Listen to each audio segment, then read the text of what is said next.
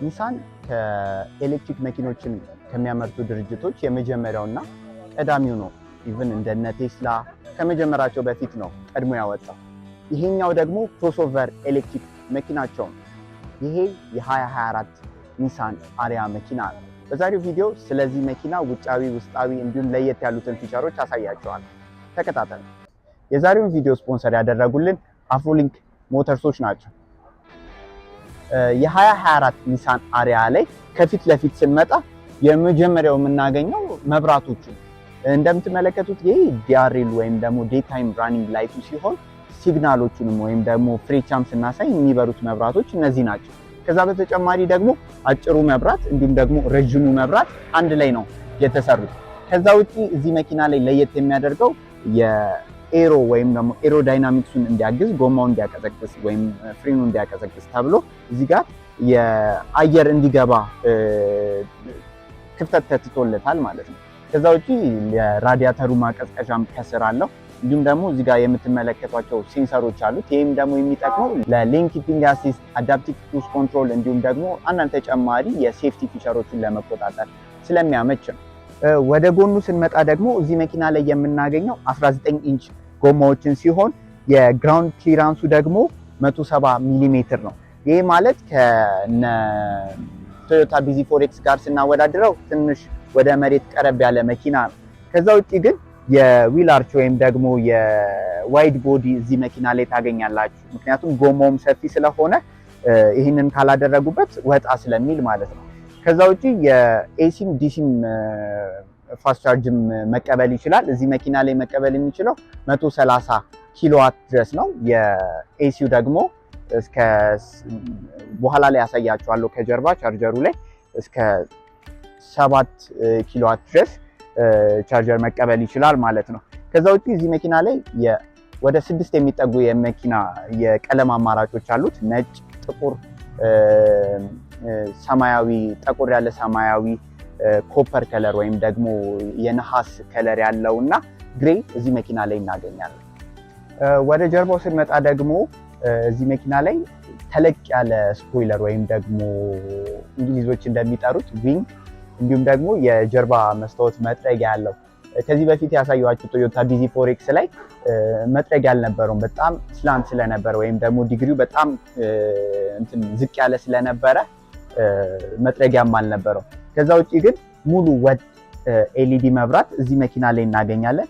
ወደ ስር ስንመጣ ደግሞ ከስር ላይ ለየት ያለ የስፖይለር አይነት ዲዛይን ጨምረውበታል። እንዲሁም ደግሞ ከኋላ ካሜራና ሴንሰሮች አሉት። እንዲሁም የጀርባውን ቴልጌቱን ወይም ደግሞ የጀርባውን በር አውቶማቲካሊ በዚህ መክፈት ትችላላችሁ ማለት ነው። ወደ ጀርባው የእቃ መያዣ ስንመጣ ደግሞ እዚህ መኪና ላይ የምናገኘው አብዛኛው በዚህ ክሮስኦቨር ኤስዩቪ መኪኖች ላይ ከምናገኘው ተለቅ ያለ ነው።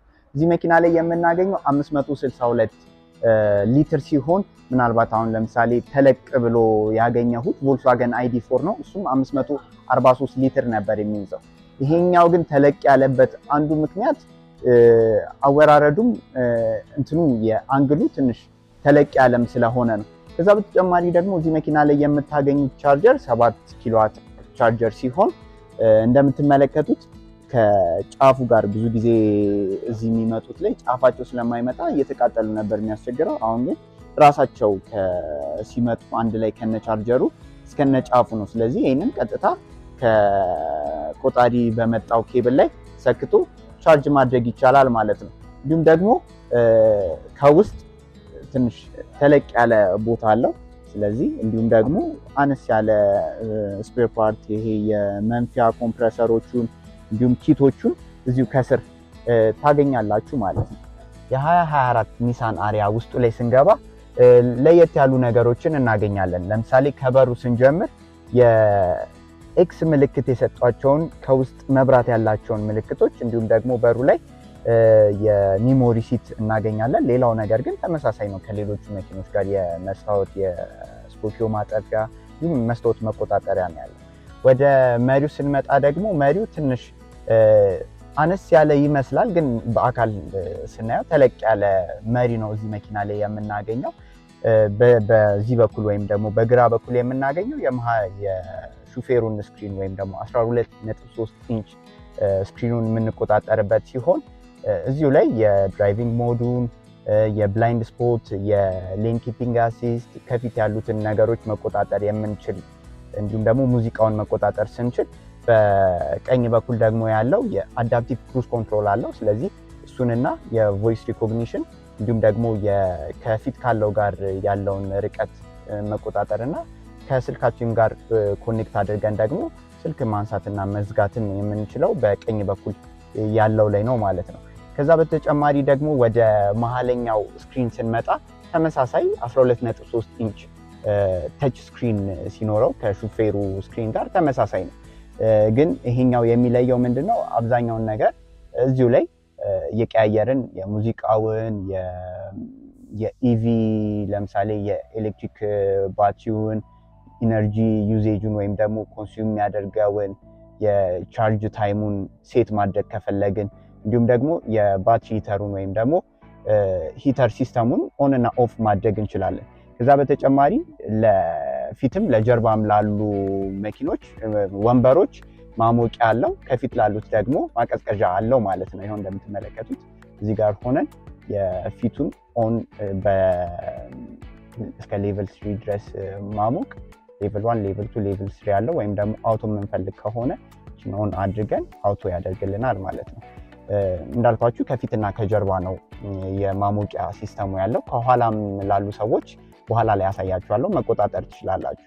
ከዛ ውጪ ደግሞ እዚህ መኪና ላይ የምናገኘው ከስር ያሉት አብዛኞቹ በተኖች የእንጨት ማቴሪያል የሚመስል ግን ስትነኳቸው ሄፕቲክ በተኖችን ነው የምናገኘው። ስለዚህ ተች ሴንሲቲቭ ወይም ደግሞ ካፓሲቲቭ በተኖች ናቸው ማለት ነው። ስለዚህ እዚሁ ጋር ምንም ጫን የምታደርጓቸው በተኖች ሳይኖሩ መቆጣጠር ትችላላችሁ። ከዛ ውጪ የድምፅ መቆጣጠሪያውን እዚህ ጋር መጨመር መቀነስ ትችላላችሁ። ያልነካሁት ያው ሬዲዮ እንዳይከፍት በሚል ነው።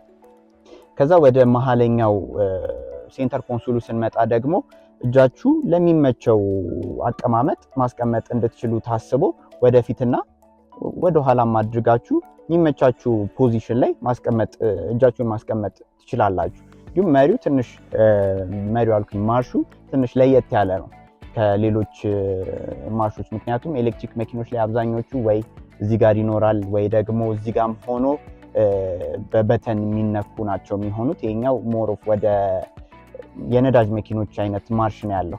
ከዛ ውጪ የኢፔዳል ሲስተም አለው። ኢፔዳል ማለት የነዳጅ ወይም ደግሞ ኤሌክትሪክ መኪና ላይ የፍጥነት ፔዳሉን ልክ እግራችሁ ከሱ ላይ ሲነሳ ፍጥነቱን መኪናው ራሱ በራሱ ይቀንሳል ማለት ነው። ወደ ድራይቪንግ ሞዱ ስንመጣ እዚህ መኪና ላይ 3 አይነት ድራይቪንግ ሞድ ነው ያለው።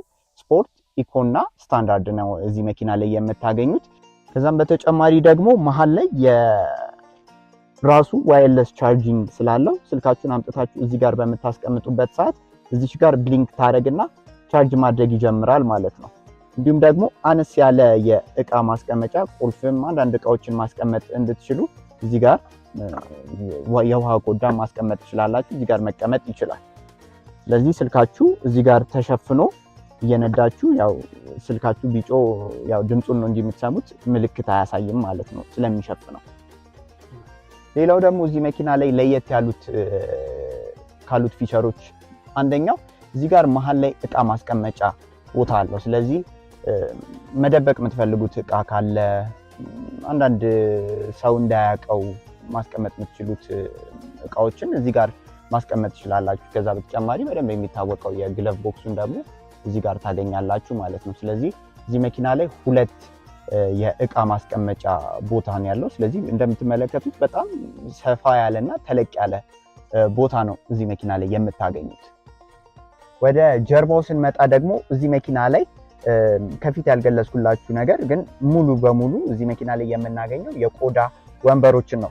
ከዛ በተጨማሪ ደግሞ ከኋላ ለሚቀመጡ በቀኝም በግራም ላሉ ሰዎች የማሞቂያ ወንበሮችን ራሳቸው መቆጣጠር ይችላሉ። ስለዚህ ማብራትና ማጥፋት እንዲሁም ደግሞ አየሩ ወዴት መሄድ እንዳለበት የኤሲውን አየር እዚህ ጋር መቆጣጠር ይችላሉ ማለት ነው። ከዛ ውጪ ደግሞ መሀል ላይ የኮዳ ማስቀመጫ ወይም ደግሞ የካፕ ሆልደሮች ስላሏቸው እዚህ ጋር ሁለት ሰው ብቻ የሚቀመጥ ከሆነ ከፊት እንዳሉ ሰዎች ከኋላም ደገፍ ብላችሁ መብላትም እየጠጣችሁ መንቀሳቀስ ትችላላችሁ ማለት ነው። ወደ ፊት ለፊት የኮምፓርትመንቱ ስንመጣ ደግሞ እዚህ መኪና ላይ እንደ ሌሎች የኤሌክትሪክ መኪኖች እቃ ማስቀመጫ ቦታ የለውም። እንደምትመለከቱት የኢንቨርተር እና ኮንቨርተሩ እንዲሁም ደግሞ ይሄኛው ሞዴል የፍሮንት ዊል ድራይቭ ስለሆነ ሞተሩንም እዚሁ ላይ ነው የምታገኙት። ከዛ ውጪ ግን ሁለት አይነት የባትሪ አማራጭ ስላለው 65 እና 90 ይሄኛው የምትመለከቱት 90 ኪሎዋት አወር ባትሪ ፓክ ያለው ነው፣ ግን 65ም አለ። በ65ቱ ሲሆን በአንድ ቻርጅ 523 አካባቢ ይሄዳል። እዚህኛው ላይ ደግሞ የ25 አካባቢ ኪሎዋት አወር የባትሪ ልዩነት ይኖረውና ወደ 100 የኪሎ ሜትር ሬንጅ ይኖረዋል። ስለዚህ ይሄኛው 623 ኪሎ ሜትር ይጓዛል ይላል ኤንኢዲሲ ስታንዳርዱ ማለት ነው። ግን ደግሞ ይህንን መኪና ሪቪው በማደርግበት ሰዓት ውስጥ ላይ ያየሁት በአንድ ቻርጅ እስከ 560 ኪሎ ሜትር መጓዝ ይችላል ማለት ነው በሀገራችን ላይ። ይህንን ቪዲዮ በምሰራበት ሰዓት አየሩ ቀዝቃዛ ስለነበረ የሚሄደው የኪሎ ሜትር ሬንጅ ቀንሶ እንደነበረ ነግረውኛል። ከዚህ በፊትም ኤሌክትሪክ መኪኖች ላይ አየሩ በሚቀያየርበት ሰዓት የኪሎ ሜትር ሬንጃቸው እንደሚቀያየር አይተን ነበር። ታዲያ እዚህ መኪና ላይ ያለኝን ሀሳብ ጠቅልላ አድርጌ ላጋራችሁ። አብዛኛው ሰው አሁን ላይ የሚገዛው ኤሌክትሪክ ከሆነ ቶዮታ ቢዚ4ኤክስ ነው። ይህ መኪና እሱን በምታገኙበት የዋጋ ሬንጅ የሚገኝ ሲሆን ከቶዮታ ቢዚ4ኤክስ ቁመቱ ሲበልጠው ይህ መኪና የግራውንድ ክሊራንሱ ወይም ከመሬት ያለው ከፍታ ከቶዮታ ቢዚ4ኤክስ በ35 ሚሜ ያነሰ ነው። አጠቃላይ ሳይዝ ካየን ግን ርዝመቱና ወደ ጎን ያለው ስፋት ቶዮታ ቢዚ4ኤክስ ይበልጣል። ምንም እንኳን ከፊት ያለው ፓርት አጭር ስለሆነ እዚህ መኪና ላይ ያለው ስፋቱ ማለትም የሁለተኛው መደዳና የእቃ መያዣው በደንብ ይበልጣል። እዚህ ላይ 12 ቮልት ባትሪ ከትልቁ ባትሪ እየወሰደ ቻርጅ እያደረገ መሆኑን ዳሽቦርዱ ላይ በአረንጓዴ ቀለም ያሳየናል። ሰልፍ ድራይቪንግ ሲስተምም አለው። ይህ ቶዮታ ቢዚ4ኤክስ ላይ ካለው የተሻለ ነው፣ ምንም እንኳን በደንብ ባንጠቀመው።